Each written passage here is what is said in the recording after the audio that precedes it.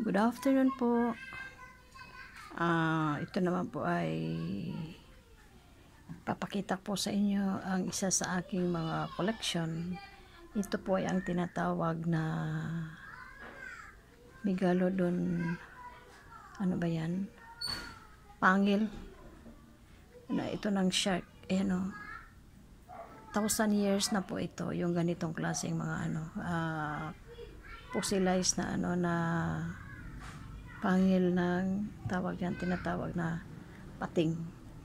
Ito po ay napakabisang protection. Ito po ay aking pinakaingatan dahil ito po ang ganito po. Yan ang po original yan. Yan o, makikita mo original talagang pangil po yan ng Megalodon. Ayan o. Yan. At ito po ay naging bato na. Ayan. Naging bato na siya. So, ito po ay napakamagandang protection sa mga masasamang elemento. Like yung mga bad spirit o mga tao na magka-curse sa'yo o mga taong may masamang tangka sa'yo. Yan po sila ay hindi po makakatalab sa sino mang mayroon angkin na ganitong klaseng mga mutya. Ito po ay tingnan mo, meron pa siyang ito. Yan o, parang siyang tao. Nakatay, ano po yan siya. Talagang 1,000 of years na ito. Naging na siya. Naging bato na talaga siya. So, yung mga ganito po ay talagang hindi po ito nakarating sa akin ng basta na lang. Nakarating ito sa akin dahil po ako po ay talagang matindi ang paniniwala sa mga spiritual na power galing sa Diyos Ama. Sa mga ganito, magtatagay ka po ng ganito, ay asahan nyo po na sino man po ang magtatraidor sa'yo o sino man po ang may masamang tangka sa'yo o mag-curse man sila sa iyo, babalik at babalik po yan sa kanila. Kahit po yung mga masasamang elemento, yung mga mga kadiliman, ay hindi po yan sila makakalapit sa iyo. Kasi ang mga ganitong klaseng mga mutya po is napaka-powerful po ito. Ito po sila ang pinakauna, mga pinakamalalaking mga shark. I don't know, parang wala na ito sila ngayon. Yung Megalodon na mga shark. Pinakamalalaki na yan sila. So, makikita lang po yan sa pinakamalalim na karagatan. So, ibig sabihin, yung may mga ganito po, pag mayroon kang taglay na ganito po, ibig sabihin po ay hindi basta-basta ka na pong tao. Ibig sabihin, hindi ka na ibig kumbaga sa sa sundalo, may rank ka na. Kasi hindi po ito pwedeng lang sa mga tao lang na mga simple lang na walang spiritual power. At ito po ay pinakaiingatan ko dahil ito po talaga ay napakalaking para sa akin. Isa po itong magbibigay sa atin ng lakas. Magkakaroon mo tayo ng yung ibig sabihin kung ano man ang mga pagsubok, yan po ay malalampasan natin. Yung mga tawag dyan, napakarami po dito sa mundo mga kasamaan na yan po hindi po makakalapit sa atin. Basta mayroon lang po tayo at syempre kailangan po din natin ang taimtim na pagdarasal, ang makipag-communicate direct to sa Diyos Ama na makapangyarihan sa lahat. Syempre, din natin in Jesus name. Ganun po ang pakikipag-communicate ko.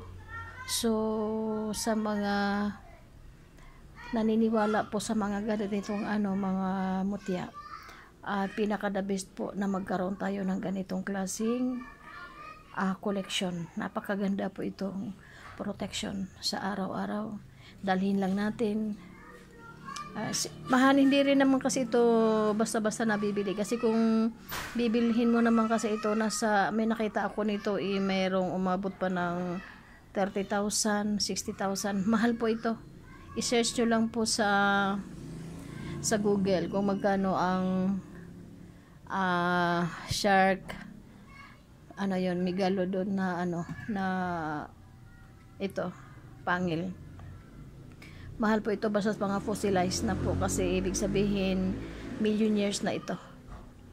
Hindi ito basta-basta. At ang ganito po ay nakarating to sa akin dahil ito ay ibinigay sa akin ng matinding manggagamot. At ako na may nagtaka bakit niya ito pinagkatiwala sa akin. Tinanggap ko rin kasi syempre ako din naman nangangailangan ng protection, lalo na napakalapit sa akin ng mga taong maigitin. So kailangan ko ng mga ganitong protection, mga taong mahilig mag-traitor. So sa mga taong mahilig manakit ng kapwa, mahilig mag-traitor, mahilig manira, mag-ingat-ingat po tayo sa ating mga hakbangin na mga ganyang po. Yan po ay talagang wag natin gagawin, kasi hindi natin alam kung sino ang ating kalaban, kasi once na ang isang tao protected spiritually, yan po ay babalik at babalik po yan sa mga taong masasama. So sa mga ayan yung mga pula na yan, napakarami ko po mga puro yan mga mga agimat. Ako po ay talaga kolektor po talaga ako ng mga agimat dahil natutunan ko to sa aking mga magulang. Kumbaga natutunan ko ang pagkukulik na mga ganitong klase mga mutya. So hindi naman po lahat ng tao magkakaroon ng idea about sa mga ganito. Hindi po ito pwedeng makarating sa mga taong adik, may bisyo, mayroong kung ano-anong kasamaan. Kasi po ang mga ganitong klase mo siya, lumalapit lang po yan sa mga taong hindi naman ako perfect. Ibig sabihin mga taong nagsasacrifice araw-araw na pakikipag-usap sa Diyos Ama. Ibig sabihin ang daily prayer. Ngayon kung ang daily prayer natin slight, kailangan po natin laliman pa para makamtan natin ang powerful protection and the powerful of healing galing sa Diyos Ama. Ngayon, ako po ay hindi ko naman po ito pinapakita sa inyo para ako may magsabihin ako ito ibibenta. Hindi po. Nag-introduce ko lang po ito na ibig sabihin na sana naman sa ating ngayon na panahon na ito parang ilapit-lapit natin ng konti. Kung pwede lakihan lang ang paglapit natin sa Diyos.